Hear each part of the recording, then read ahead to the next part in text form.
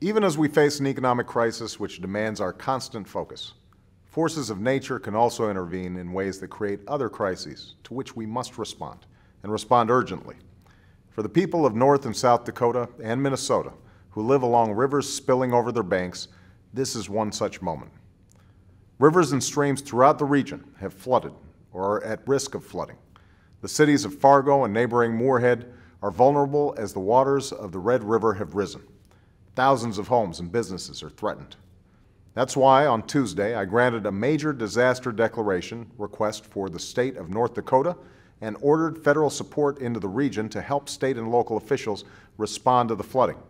This was followed by an emergency declaration for the state of Minnesota, and we are also keeping close watch on the situation in South Dakota as it develops.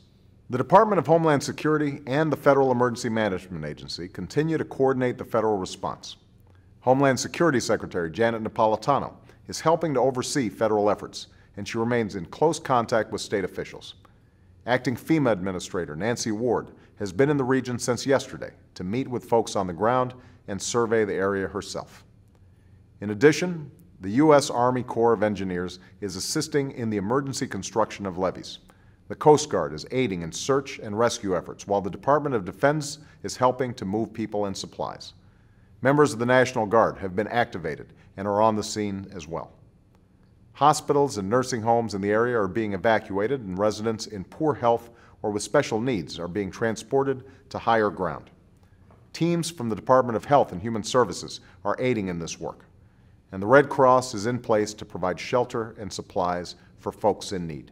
It's also important for residents in these states to remain vigilant in monitoring reports on flood crests and to follow instructions from their state and local leaders in the event that evacuations become necessary. My administration is working closely with Governors John Hoeven, Mike Rounds, and Tim Pawlenty, and I've been meeting with Senators Byron Dorgan, Kent Conrad, and Amy Klobuchar, as well as Congressmen Earl Pomeroy and Collin Peterson, to pledge my support.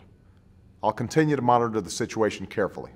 We will do what must be done to help in concert with state and local agencies and nonprofit organizations and volunteers who are doing so much to aid the response effort. For at moments like these, we are reminded of the power of nature to disrupt lives and endanger communities. But we're also reminded of the power of individuals to make a difference. In the Fargo Dome, thousands of people gathered not to watch a football game or a rodeo, but to fill sandbags. Volunteers filled 2.5 million of them in just 5 days, working against the clock, day and night, with tired arms and aching backs. Others braved freezing temperatures, gusting winds, and falling snow to build levees along the river's banks to help protect against waters that have exceeded record levels. College students have traveled by busload from nearby campuses to lend a hand during their spring breaks. Students from local high schools asked if they could take time to participate. Young people have turned social networks into community networks, coordinating with one another online to figure out how best to help. In the face of an incredible challenge, the people of these communities have rallied in support of one another. And their service isn't just inspirational, it's integral to our response. It's also a reminder of what we can achieve when Americans come together to serve their communities. Across the nation, there are men, women, and young people who have answered that call, and millions of others who would like to, whether it's helping to reduce the energy we use, cleaning up a neighborhood park, tutoring in a local school, or volunteering in countless other ways. Individual citizens can make a big difference. And that's why I'm so happy that legislation passed the Senate this week and the House last week to provide more opportunities for Americans to serve their communities and the country.